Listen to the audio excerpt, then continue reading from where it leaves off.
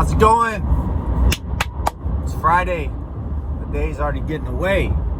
Golly, I don't want to not do my video like I said I was going to. So we just got to fit it in. We got to make it work. I know I talked about today was going to be about investing. There's so many different aspects of investing. First off, the market's so hot and everyone will tell you don't invest right now. Well, there's never not a good time to invest if the numbers work. So a deal is a deal, no matter what market it's in. Every single time, a deal is a deal. And so I want to try to help start to break some of that down. And what does that mean? Everyone says, I got a deal. Everybody that buys a car thinks, I got a deal. But did you get a deal? I don't know. I always feel like I got a deal, but who knows? Maybe the guy ripped my head off and made a bunch of money. That's okay. But in homes and investing in real estate, there's some markers and some identifiers and some things that you can pick up on to know for a fact if you got a deal. So I want to help you with that. And there's a couple of things that when you're investing that a lot of people don't understand, or maybe you hear it, right? They go, does it have the big three? What are the big three? Maybe that's the roof, the foundation, and the heating and cooling system.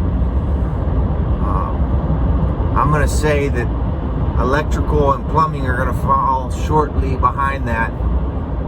And why? Like, why is that a big deal? Why does that affect my investment?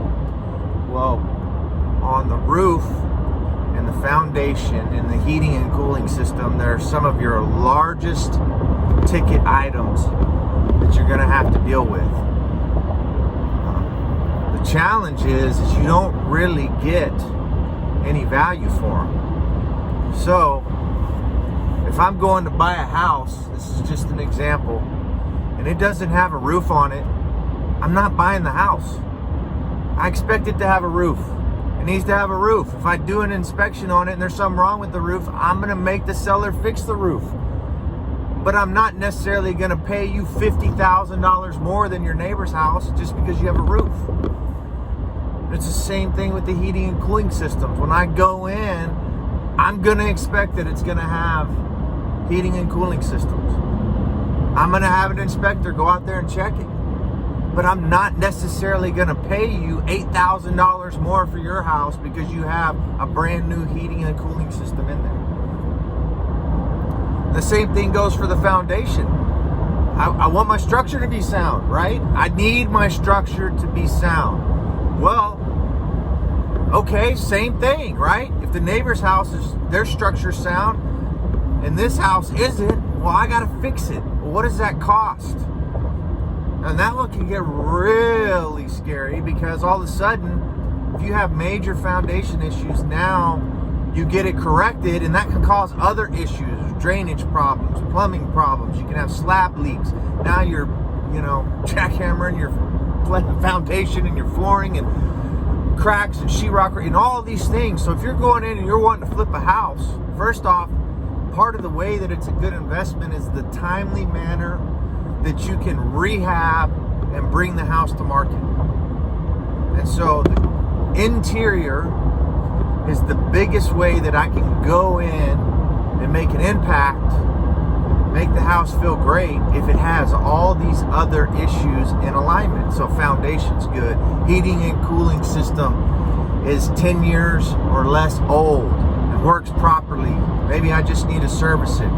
The roof looks good. I'm going to say in Texas, man, I don't know, it could have got put on 2 weeks ago and now you already need a new roof. So it's just a matter of getting up there and inspecting it. And if not, reaching out to one of your friends or contacting someone or building a relationship with someone that has a roofing company.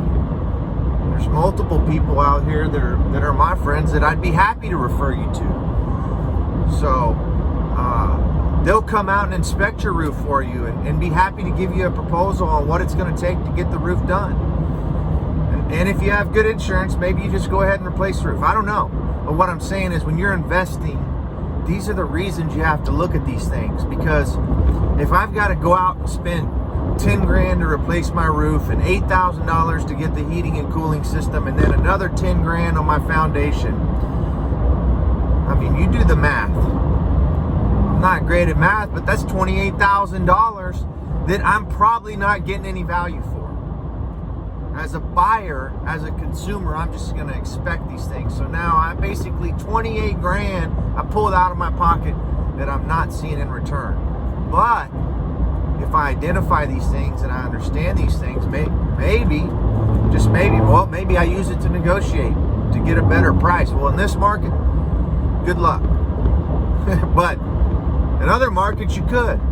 But right now, so maybe I just need to go, okay, if it doesn't meet this criteria, I just need to move on to the next deal. Because when you start getting into the interior, that's where you can utilize your dollars and get a jump in value. And there's other things that I can explain behind that, and I'll get into that. I'll help you with that. You know, I don't mind putting the video out. I don't care, because there's plenty for everyone. You know, and so once again, I'm going to keep putting these videos out. This is a quick one. This is a simple one. I got a bunch going on today, but I wanted to make sure I got it out there. So remember, the reason you want to identify the big three, the takeaway is because the value of the home is not necessarily going to increase, but they cost a lot of money. So it takes away from your profit. And if you're going to invest in homes, it's about trying to see what kind of profit you can make. Fair profit, that is. So I hope everyone has a great Friday. I'll talk to you soon. Bye.